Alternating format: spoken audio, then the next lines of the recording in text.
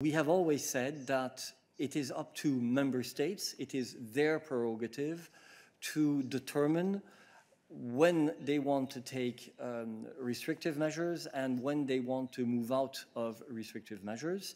What we have been working on over the past weeks is a roadmap with recommendations to ensure that when they start to move out of these restrictive measures, they do so in a manner which is effective, including and in particular taking into account, obviously, the situation in other EU countries, and indeed, as you point out in your question, in particular in neighboring countries. But you're anticipating a little bit, I think, on the press conference of tomorrow. I don't think that it's so much a question for us of coming out before any single member state has actually announced decisions in this area or not. As a matter of fact, we will be discussing with the member states this afternoon our recommendations before they are adopted tomorrow. So therefore, we are already interacting with them at a very early stage, and the President and my colleagues who will be doing the technical briefing tomorrow will be able to provide you with more detail on this. In terms of recommending groups of member states to move forward or not, I think that the situation between the US and the EU is definitely very different, because the structure, the institutional structure between the European Union on the one hand and the United States on the other is clearly very, very different. What we have always said is that in particular cross-border regions need to take into account, for very obvious reasons, the situation just across the border if they want their measures to be effective. I think this is simply an obvious comment, a no-nonsense comment, and our guidelines, our recommendations, obviously will include some language on that.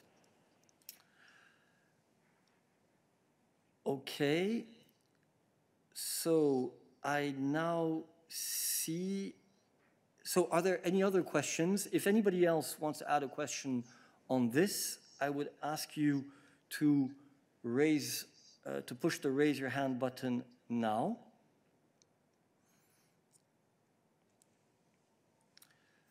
I see that David Hergenhorn has his hand raised, so let's pass David the floor. David, you have the floor. Thanks, Eric. Can you hear me okay?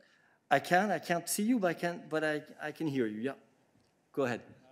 Perfect, and thanks so much for bringing this interactivity back to the midday, which is much appreciated.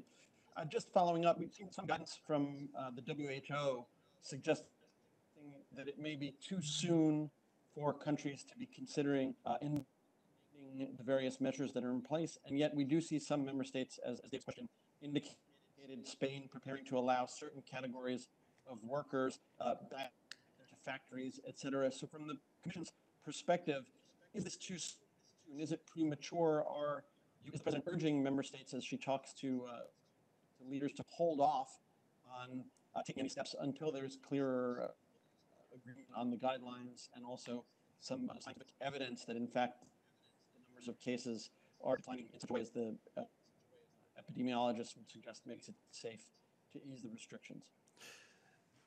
What we have always said, David, is that everyone needs to acknowledge that the specific situation, stage of the pandemic varies from member state to member state at any point in time. And therefore, it is up to the member state authorities, based on the best information that they have at their disposal on the situation in their country, to come forward with the decisions that they see as being most adequate. We will be making recommendations as to what we believe are the main criteria which member states should use when they are taking these decisions, and I've had the opportunity of mentioning some of these in broad brush in previous midday briefings. But we've also said that clearly they need to take into account the situation in other countries if they want these to be effective. But we are not going to be saying to any specific member state, this is now the right point in time for you to start taking measures to ease the restrictions that you have in place. This is really a decision for member states. What we are going to be recommending is a series of criteria and conditions that we think should apply when assessing and ultimately deciding whether it makes sense to start to ease the measures. Ooh, you need to mute your mic because I can hear you typing your article right there. That's really pleasing to know that immediately, you know, my words are being transcribed. So, excellent. On this issue, do I have more questions? I see Sander. I can't see the full name on my screen yet, so Sander, go ahead. If you could present yourself, because I'm not quite sure who I'm talking to every single time. Theoretically, you could even see me. I don't know if that works. I don't even know if the audio works. You can hear me? Yes, it's a bit. Okay, great. Thank you for this opportunity to be interactive on this. Sorry, could you present your media? Sorry. Yeah, NOS Television from the Netherlands. Ah, yes, thanks.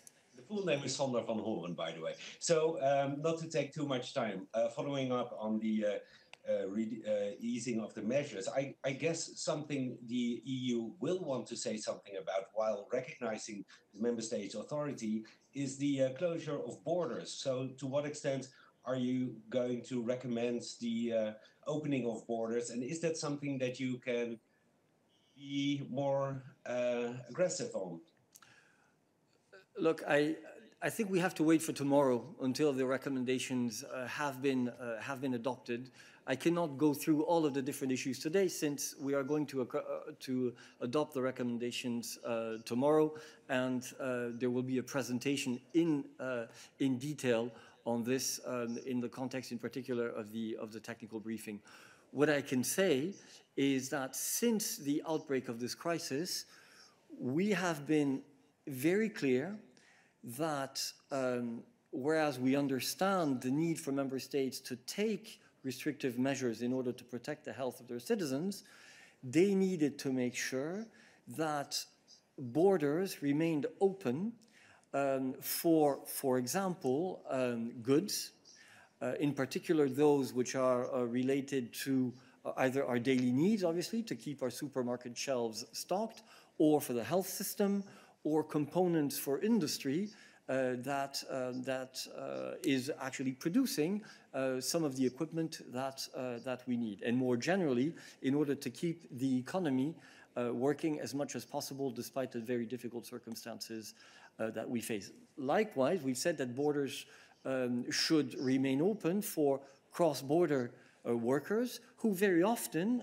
work in the health system of a neighboring country.